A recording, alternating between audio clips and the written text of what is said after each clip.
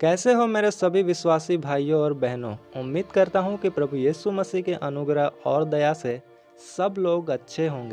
तो सभी को मेरी ओर से जय मसीह की। स्वागत करता हूँ अपने चैनल मसीह की बातें में। तो दोस्तों, आज हम बात करेंगे कुछ ऐसे विषय के बारे में जो परमेश्वर के नज़र में बहुत ही ज़्यादा घिनौना और अपमानित है। तो आप लोगों को थंबनेल और टाइटल देखकर तो पता चल ही गया होगा मैं किस विषय में बात कर रहा हूँ। तो बिना देरी किए वीडियो को स्टार्ट करते हैं। तो दोस्तों, आज संसार पाप में ही फंसा हुआ है। जिस तरह एक सुअर को जितना भी साफ किया जाए वो वापस कीचड़ की ओर ही जाता है, उसी प्रकार आज लोगों का भी हाल वही है। उन्हें जितना भी पापों से आजाद होने को बोलो, सच्चाई का मार्ग बताओ, पर वो नहीं मानेंगे। वो उन्हीं में फंसे रहेंगे। वो इसलिए भी होता है दोस्तों क्योंकि शैतान उन्हें उनमें ही फंसाए रखना चाहता है और उनको उनमें से निकलने देना नहीं चाहता। और वो लोग शैतान से हार चुके हैं और बाइबल कहती है जो जिससे हार जाता है वो उसका गुलाम बन जाता है। परंतु परमेश्वर हमें उन सारे चीजों से आजादी दिलाते हैं और जितने लोग मसीह में बने हुए हैं उनको मेरी यही सलाह है कि वो इन बुराइयों से दूर ही रहें और अपना अभिषेक कम होने ना दें।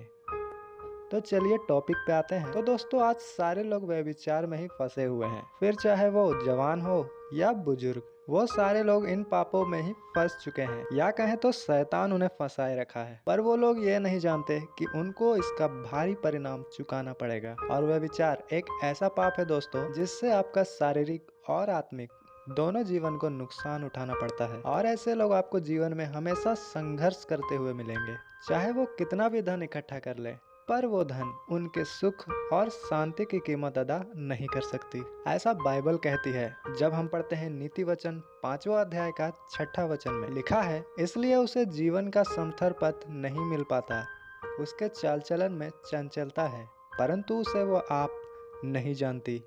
यहाँ साफ लिखा हुआ है दोस्तों कि उनके जीवन का मार्ग सीधा नहीं होता। हर समय वो मुसीबतों का सामना करते रहते हैं, फिर भी उनको ये मालूम नहीं होता है ये सारे बेमतलब के झमेले क्यों आ रहे हैं उनके जीवन में। पर अगर वो अपना मन उन पापों से फिरा ले और प्रभु से माफी मांग ले अपने बुराइयों के लिए, तो प्रभु उनको माफ कर देंगे और उनके जीवन का मार्ग सीधा भी हो जाएगा।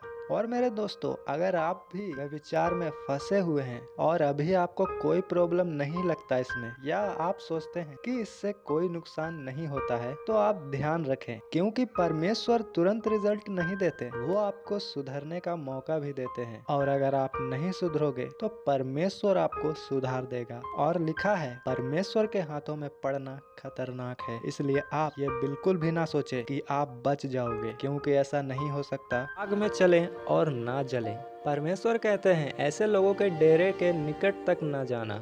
और ऐसे लोगों की पहचान क्या है? बाइबल बताती है कि उनका चाल चलन में चंचलता होती है, वो शांत नहीं रह सकते, उनका मन उनको कुछ ना कुछ करने को कहता रहता है। वो सबों से मीठी मीठी बातें करेंगे, क्योंकि लिखा है उनके होठों से मधु टपकती है। उनमें शांति बिल्कुल भी नहीं होती दोस्तों, और उसको हर वक्त अपमानित होना पड़ता है। वचन में लिखा है नीति वचन 6ठा अध्याय का 33 में, उसको घायल और अपमानित होना पड़ेगा और उसकी नाम धराई कभी ना मिटेगी। क्योंकि दोस्तों, ये एक ऐसा पाप है जो परमेश्वर तो माफ कर देते हैं क्योंकि वो माफ करने वाले हैं, पर उस पाप का अभाव आपको घेरे रहता है। क्योंकि दोस्तों, जब दाऊद ने भी व्यभिचार किया जो परमेश्वर का चुना हुआ था, तो उसे भी कष्टों और मुसीबतों का सामना करना पड़ा था जीवन में। भले ही उसने माफी मांग ली थी प्रभु से, फिर भी बाद में उसे अपने ही घर से भागना पड़ता है।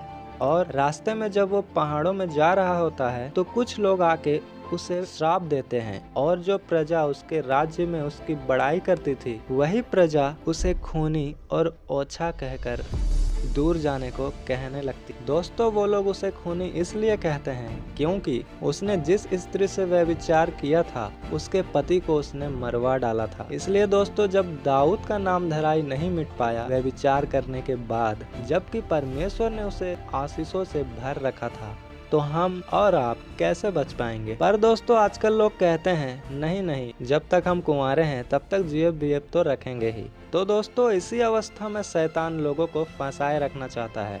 वो लोग बाबू सोना तो बना लेंगे पर शादी नहीं करेंगे, किसी न किसी बातों का बहाना बनाते रहेंगे। पर परमेश्वर हमें इनसे बचने के लिए ऑप्शन देते हैं। कि अगर तुम लोगों को यही सब करना है तो शादी कर लो या फिर इन चक्करों में पड़ो ही ना।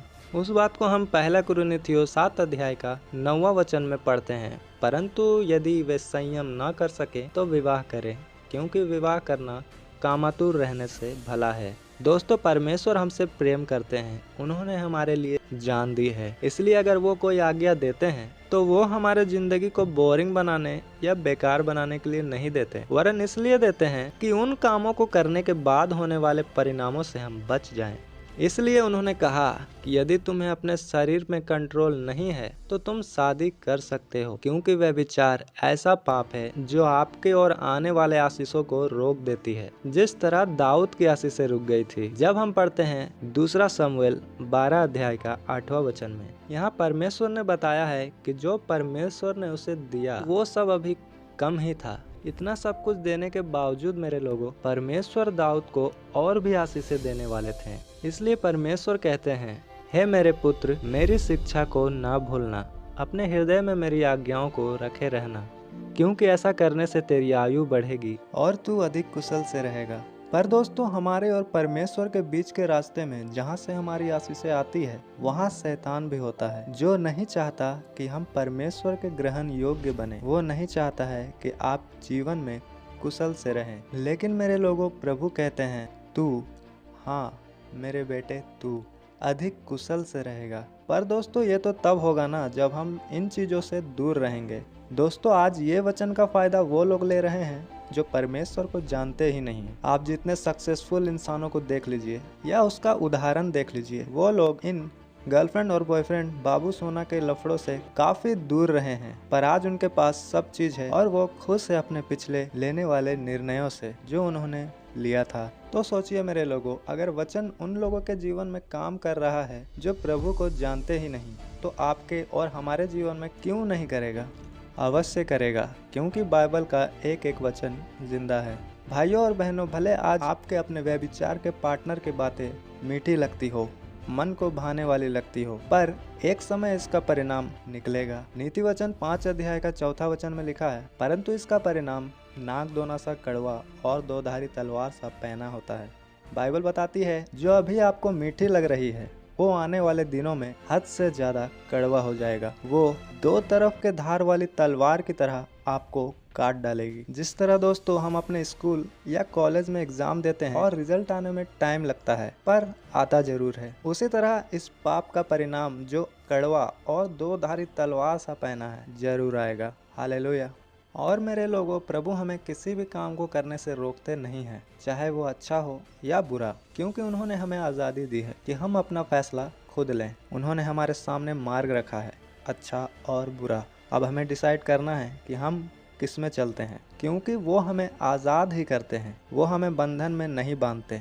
इसलिए दोस्तों, हमें सही मार्ग खुद चुनना है जिसमें हमारी उन्नति हो, क्योंकि परमेश्वर कहते हैं सभा उपदेशक 11 अध्याय का 9वां वचन में, हे जवान, अपनी जवानी में आनंद कर और अपनी जवानी के दिनों में मगन रह, अपनी मनमानी कर और अपनी आंखों की दृष्टि के अनुसार चल, परंतु यह जान रख कि इन सब बातों के विषय में परमेश्वर तेरा न्याय करेगा। आमीन।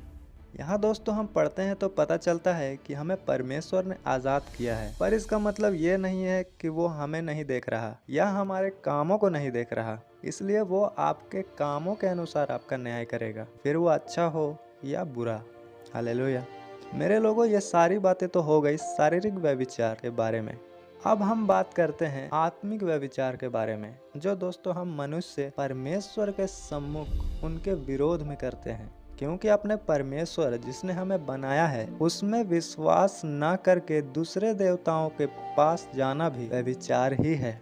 क्योंकि दोस्तों जब इस्राएली भी भटक गए थे और अन्य देवताओं के पीछे चल गए थे तो उनको भी प्रभु ने एक व्यभिचार स्त्री के रूप में लिखा था। हम पढ़ते हैं जब यिर्मयाह 3 अध्याय का 6वां वचन में लिखा है, फिर योशिय्याह राजा के दिनों में यहोवा ने मुझसे यह भी कहा, क्या तूने देखा है कि भटकने वाली इस्राएल ने क्या किया है?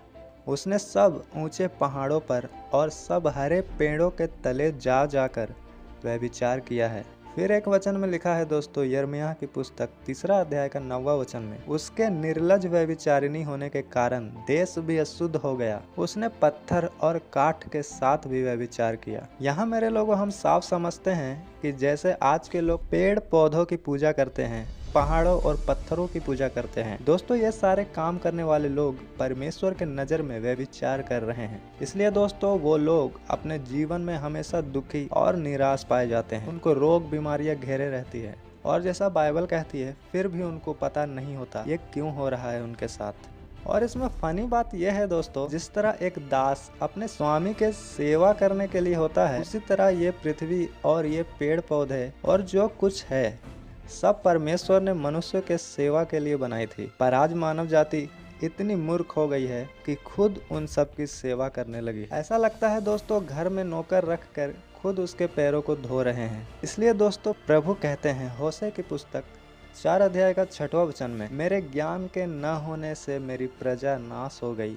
इसलिए दोस्तों अगर आप अपने जीवन के मार्ग को सीधा देखना चाहते हैं तो कृपया इन व्यभिचार से दूर हो जाएं और शरीर में और आत्मा में परमेश्वर के सामने आके माफी मांगे, क्योंकि परमेश्वर कहते हैं यिर्मयाह की पुस्तक 3 अध्याय का 13 वचन में, केवल अपना यह अधर्म मान ले कि तू अपने परमेश्वर यहोवा से फिर गई और सब हरे पेड़ों के तले इधर उधर दूसरों के पास गई और मेरी बातों को नहीं माना। यहोवा की यह वाणी है। मेरे दोस्तों अगर आप ये अंगीकार कर लेते हैं और अपना पाप मान लेते हैं तो परमेश्वर आपको माफ करते हैं और अपना वारिस बनाते हैं जो स्वर्ग के लिए तैयार हो चुकी है। क्योंकि दोस्तों अगर आप पत्थरों को और पेड़ों को पूजते रहते हैं तो आप भी वैसे ही हो जाएंगे जो ना सच सुन सकते हैं ना ही सच्चाई देख सकते हैं। इसलिए दोस्तों अपने परमेश्वर के प्रति वफादार रहें, अन्य लोगों की तरह मूर्खता करने से बचें, क्योंकि इन सब से दोस्तों हमें नुकसान ही होता है। पर हम अगर प्रभु की आज्ञाओं को मानते हैं तो हमें हर वो चीज अंत में मिल जाता है जो हमने परमेश्वर के लिए त्याग दिया था, क्योंकि परमेश्वर कहते हैं अंत में तुम्हारी आशा पूरी करूंगा। हालेलुया।